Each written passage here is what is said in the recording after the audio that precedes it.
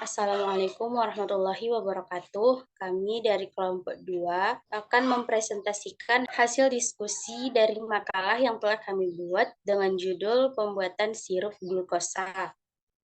Kami dari kelompok 2 beranggotakan saya sendiri, Syamsiah, Tasyania Zahira, dan Vincentia Rizky Canfil. Materi pada bab 1 ada pendahuluan, yaitu latar belakang. Dalam industri pangan, berbagai biomolekul memainkan peranan krusial dalam menghasilkan produk makanan yang aman, berkualitas, dan bernilai gizi yang tinggi. Salah satu kelas biomolekul dengan peranan penting tersebut adalah karbohidrat. Dalam konteks biomolekul, karbohidrat termasuk kelas senyawa organik yang terdiri dari karbon, hidrogen, dan oksigen dengan perbandingan atomik 1:2:1. Karbohidrat merupakan salah satu biomolekul penting yang ditemukan dalam sistem kehidupan, termasuk di dalam pangan. Molekul karbohidrat dalam bentuk biomolekul terdiri dari satu atau lebih unit gula yang terikat bersama melalui ikatan kimia. Unit gula yang paling sederhana disebut dengan monosakarida seperti glukosa, fruktosa, dan galaktosa. Ketika dua monosakarida bergabung, mereka akan membentuk disakarida seperti sukrosa atau gula tebu dan laktosa atau gula susu. Selain itu, beberapa monosakarida atau disakarida dapat bergabung membentuk polisakarida yang lebih kompleks seperti pati dan selulosa. Dalam pangan, karbohidrat hadir dalam bentuk dan sumber, termasuk pada biji-bijian, sayuran, buah-buahan, dan produk olahan seperti roti, sereal, dan kue. Dan konsumsi karbohidrat dalam pangan penting untuk memenuhi kebutuhan energi tubuh dan menyediakan nutrisi tambahan seperti vitamin B, mineral, dan serat pangan yang berkontribusi pada kesehatan usus dan pencernaan. Salah satu produk yang dihasilkan dari karbohidrat adalah sirup glukosa yang diperoleh melalui suatu proses. Sirup glukosa ini diperoleh melalui konversi pati menjadi molekul glukosa yang lebih sederhana melalui proses hidrolisis enzimatik. Sirup glukosa digunakan secara luas dalam industri makanan dan minuman, yaitu sebagai pemanis, pengental, dan bahan baku untuk berbagai produk. Hidrolisis secara enzimatis dapat dilakukan dengan menggunakan enzim alfa-amilase, glukoamilase, dan ululanase. Sirup glukosa mempunyai keunggulan, yaitu tidak dapat mengalami kristalisasi saat pemanasan pada suhu tinggi, serta memiliki kelarutan yang lebih tinggi jika dibandingkan dengan sukrosa. Sirup glukosa umumnya digunakan sebagai salah satu bahan baku tambahan untuk industri minuman dan makanan. Sirup glukosa umumnya digunakan sebagai salah satu bahan baku tambahan untuk industri minuman dan makanan seperti es krim, marshmallow, dan sugar confectionery. Sirup glukosa sejenis gula termasuk monosakarida dengan rumus molekul C6H12O6. Menurut SNI, sirup glukosa yaitu cairan kental dan jernih dengan komponen utama glukosa yang diperoleh dari hidrolisis pati dengan cara enzimatik, kemudian dilakukan netralisasi dan pemekatan sampai tingkat yang tertentu. Sirup glukosa bukan produk yang murni, tetapi merupakan suatu campuran. Campurannya itu dari glukosa, maltosa, dan dextrin. Sirup glukosa dapat dihasilkan dari berbagai sumber pati seperti jagung, singkong, dan kentang. Namun belum ditemukan sirup glukosa dengan nilai fungsional tertentu seperti adanya senyawa yang dapat berperan sebagai antioksidan. Sekian materi yang dapat saya sampaikan. Selanjutnya disilahkan kepada Vincentia untuk melanjutkan pembacaan materi. Baiklah, saya akan melanjutkan materi selanjutnya, yaitu masih dengan latar belakang. Yang pertama yaitu modifikasi pati dilakukan dengan hidrolisis enzim. Sebagian besar enzim bekerja secara khas. Kerja enzim itu sendiri dipengaruhi oleh beberapa faktor. Tiap enzim memerlukan suhu dan pH atau tingkat keasaman optimum yang berbeda-beda. Suhu atau pH yang tidak sesuai, enzim tidak dapat bekerja secara optimal atau strukturnya akan mengalami kerusakan. Hidrolisis dengan enzim dapat menghasilkan beberapa produk hidrolisat pati dengan sifat-sifat tertentu yang didasarkan pada nilai DE atau ekuivalen destrosa. Setelah hidrolisis, sirup glukosa yang dihasilkan harus melewati tahap pembersihan dan pemurnian dengan beberapa proses. Sirup glukosa itu sendiri merupakan nama dagang dari larutan hidrolisis pati. Hidrolisis dapat dilakukan dengan bantuan asam atau dengan enzim pada waktu, suhu, dan pH tertentu. Dengan menggunakan sirup glukosa sebagai pemanis, produsen pangan dapat menciptakan produk dengan tingkat kemanisan yang diinginkan, rasa yang lembut, serta stabilitas rasa yang baik. Penggunaan sirup glukosa sebagai pemanis juga memberikan keuntungan tambahan dalam mengurangi kebutuhan akan pemanis tambahan yang lebih tinggi kalori serta gula sukrosa atau sirup jagung tinggi fruktosa. Sekian dari saya kembalikan ke moderator. Terima kasih kepada Vincentia. Selanjutnya, pembacaan materi dilanjutkan oleh Syamsiah. Kepada Syamsiah, disilahkan. Sirup glukosa merupakan larutan yang diperoleh dari pati atau sumber karbohidrat lain melalui hidrolisa yang komponen utamanya adalah glukosa. Kondisi asam menyebabkan putusnya ikatan glikosidik yang terjadi antara glukosa dan fruktosa. Fungsi utama karbohidrat adalah sebagai sumber biokalori dalam bahan makanan. Di samping itu juga sebagai bahan pengental atau GMC pada teknologi makanan sebagai bahan penstabil, bahan pemanis, sukrosa, glukosa, atau fruktosa, dan bahan bakar. Misalnya pada glukosa dan pati, dan sebagai penyusun struktur sel. Misalnya selulosa dan kitin. Sirup glukosa merupakan gula cair hasil hidrolisis pati secara enzimatis atau asam. Dan selanjutnya yaitu fungsi sirup glukosa. Yang pertama kita akan membahas pati jagung itu yang merupakan salah satu dari sumber utama energi tubuh. Dan pati jagung juga digunakan sebagai pengental, digunakan sebagai bahan baku dalam produksi sirup glukosa ini sendiri. Keunggulan dari sirup glukosa adalah kualitas dan kemurnian, di mana sirup glukosa yang terbuat dari pati jagung memiliki tingkat kemurnian yang tinggi.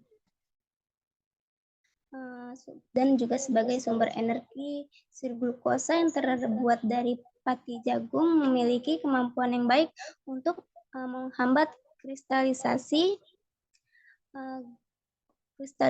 gula dalam tubuh. Ketahanan terhadap pencernaan enzimatis, sirup glukosa dari pati jagung dapat memberikan efek pengental pada produk makanan dan minuman. Sirup glukosa dapat digunakan sebagai gula dalam beberapa produk makanan. Dan peranan sirup glukosa. Sirup glukosa biasanya dibuat dari pati jagung atau tepung jagung melalui proses hidrolisis dan enzim atau kimia. Proses hidrolisis enzimatis dalam pembuatan sirup glukosa melibatkan penggunaan enzim amilase untuk mengubah pati menjadi glukosa. Enzim amilase yang digunakan dalam hidrolisis pati sirup glukosa dapat berasal dari berbagai sumber termasuk mikroorganisme seperti Bacillus amyloliquefacciens dan atau Bacillus licheniformis. Enzim ini memiliki kemampuan untuk menguraikan ikatan pati menjadi glukosa yang memungkinkan produksi sirup glukosa yang lebih efisien. Pembuatan sirup glukosa secara hidrolisis enzimatis terdiri dari dua tahap, yaitu tahap likuifikasi menggunakan enzimatis amilase Dan tahap sakarifikasi menggunakan campuran enzim glukoamilase dan pulumanase. Sekian dari saya. Terima kasih kepada Syamsiah. Selanjutnya pembacaan materi yang akan dilanjutkan oleh Tasya Nia. Kepada Tasya dipersilahkan. Baiklah, saya lanjutkan materi selanjutnya adalah tentang enzim penghidrolisis pati. Yang pertama ada enzim alfa amilase. Enzim alfa amilase alfa 1,4 glukan 4 gluconohidrolase EC3211 merupakan endoenzim yang menghidrolisis ikatan alfa 1,4 glikosida dari bagian dalam secara acak baik pada amilosa maupun amilopektin. Enzim alfa amilase termostabil dapat diperoleh dari Bacillus bichenoformis, Bacillus subtilis, Bacillus stearothermophilus, dan Bacillus amylolicum-fasciens. Yang termasuk termolabil dihasilkan dari jamur seperti Aspergillus oryzae dan Aspergillus niger. Aktivitas enzim alfa amilase dipengaruhi oleh beberapa faktor, diantaranya pH dan suhu, seperti yang terlihat pada gambar. Yang kedua ada enzim glukoamilase. Glukoamilase atau EC3213 dikenal juga dengan amiloglucosidae atau alfa 1,4 D-glukan-glukohidrolase. Glukoamilase dapat dihasilkan dari jamur Aspergillus sp dan Rhizopus oryzae dan Rhizopus niveus dan Y. Saccharomyces vulgara dan Saccharomyces diasticus dan dari bakteri Clostridium acetobutylicum. Glukoamilase murni banyak digunakan untuk pembuatan sirup glukosa dari maltodextrin yang diproduksi oleh alfa amilase dari pemurnian pati. Faktor-faktor yang mempengaruhi aktivitas dan stabilitas enzim glukoamilase diantaranya suhu, yaitu kondisi optimum untuk enzim ini adalah 40-60 derajat Celcius. Yang kedua adalah nilai pH optimum untuk aktivitas enzim ini adalah 4,5. Dan yang terakhir adalah waktu reaksi yang diperlukan untuk hidrolisis pati, yaitu sekitar 48-96. Yang ketiga adalah enzim pululanase. Pululanase atau pululan 6-glucanohidrolase atau EC32141 adalah eksoenzim yang mengkatalis hidrolisis alfa 1, 6 penghubung pululan dan polisakarida lain untuk menghasilkan maltotriosa sebagai produk akhir. Pululanase dengan enzim alfa amilase dapat bersinergis menghasilkan pemotongan molekul karbohidrat yang sempurna. Enzim ini dapat diperoleh pada ekstrak beras dan kacang-kacangan. Mekanisme kerja sinergis antara glukoamilase dengan pululanase dapat dilihat pada gambar. Terima kasih kepada Tasya. Selanjutnya adalah penutup berupa kesimpulan yang akan disampaikan oleh Vincentia. Baiklah, selanjutnya yaitu penutup.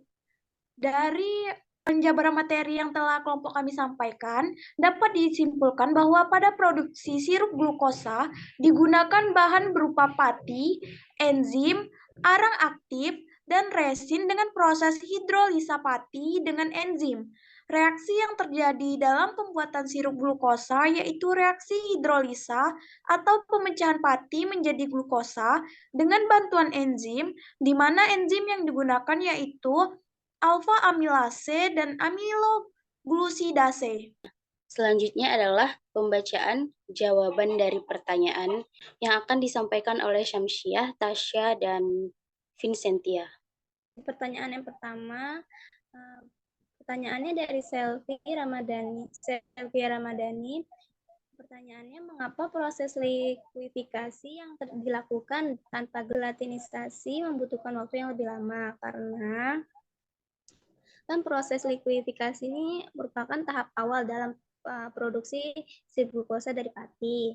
Nah, biasanya dalam proses ini pati yang terkandung dalam bahan baku seperti jagung ini diubah menjadi larutan pati yang mengalami gelatinisasi. Nah, gelatinisasi merupakan alat di mana pati menyerap air dan mengalami perubahan fisik dan kimia membentuk struktur yang lebih mudah larut dalam air.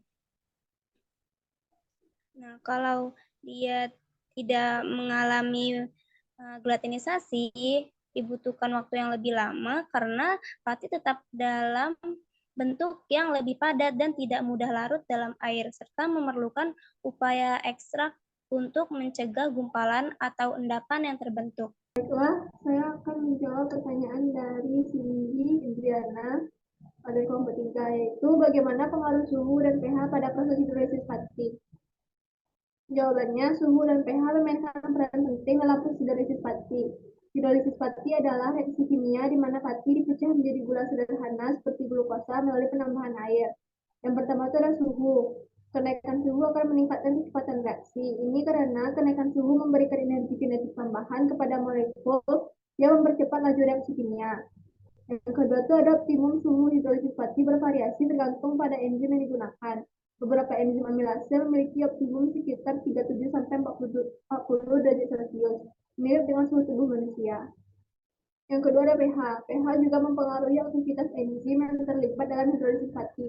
Setiap enzim memiliki rentang pH optimal di mana ia berfungsi paling efektif. Perubahan pH di luar rentang optimal dapat menghambat aktivitas enzim dan mengurangi laju hidrolisis pati. Enzim akan mengalami denaturasi atau perubahan struktur yang mengganggu fungsinya jika terpapar pH yang ekstrim.